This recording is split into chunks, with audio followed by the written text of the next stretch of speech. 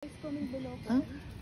Ano kayang prutas ito? Kaya lang ang aga-aga against the light tayo eh. Ito oh.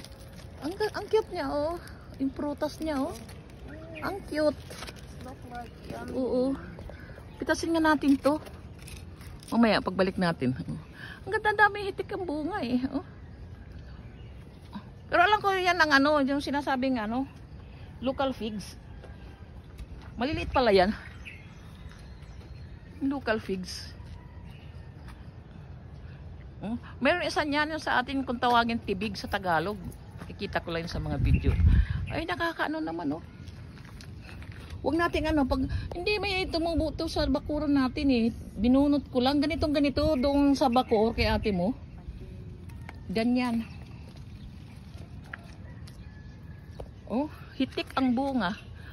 Walang nakaka-discover ito na ito ay nakakain. Pero hindi lang tayo sanay kumain nito.